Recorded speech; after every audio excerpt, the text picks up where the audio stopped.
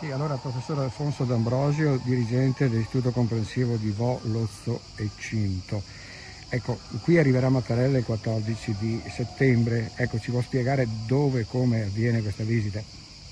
Sì, allora al momento i preparativi sono ancora in corso. Il presidente Mattarella inaugurerà l'anno scolastico nella scuola di Vo.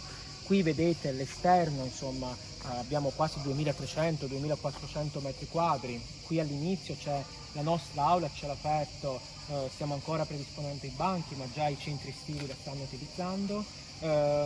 Ci sarà un grosso palco dove il presidente inaugurerà l'anno insieme anche alle scuole attrici che verranno da tutta Italia. E qui invece abbiamo l'ingresso dove il dottor Crisanti ha fatto la storia scientifica e la differenza, perché insomma tutta la popolazione con un doppio giro fino ad arrivare al sierologico, quindi con il terzo sierologico, insomma, hanno studiato il Covid e l'impatto che ha sul nostro sistema immunitario. Qui siamo all'interno dell'atrio della scuola primaria di Vo. L'atrio diventerà uno spazio di co-working, uno spazio di, come dire, di passaggio dove verranno fatte attività didattiche. Utilizzeremo l'atrio come gli spazi esterni per evitare lo sdoppiamento di alcune classi numerose.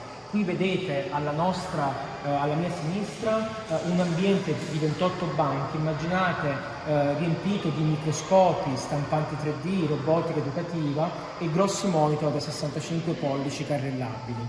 Di qua invece a destra, qui a fine agosto, predisporremo invece uno spazio agorà, quindi immaginate dei puff, delle sedute circolari, dei divani, e anche dei pannelli divisori non in plexiglass ma con tessuto antivirale, dove i bambini potranno raccontare le loro emozioni, quello che vivono all'inizio della loro giornata. Sempre all'interno dell'atrio poi ci sarà la mostra d'arte della pittrice Antonietta Merendino, che rimarrà qui in occasione appunto dell'arrivo del presidente. Siamo nell'atrio dell'infanzia, come potete vedere.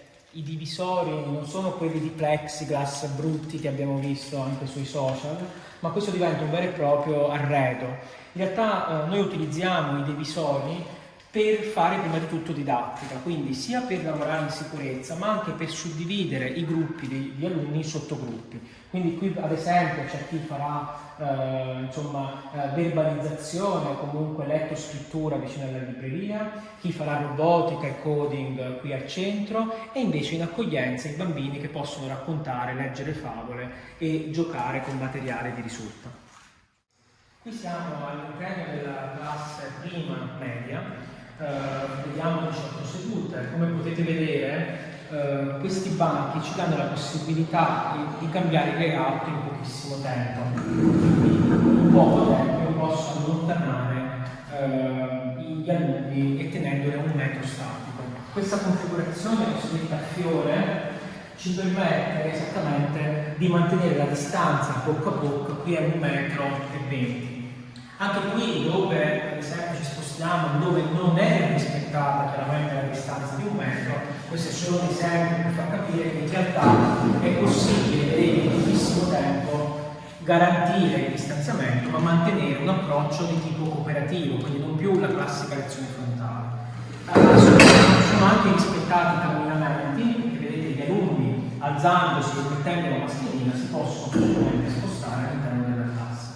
Questa classe, così come al momento, è vuota, nel senso che non ci sono armadietti, non ci sono laboratori, attività all'interno, e noi contiamo insomma di poterli dotare anche di strumentazione scientifica e di tutto i setting didattico necessari.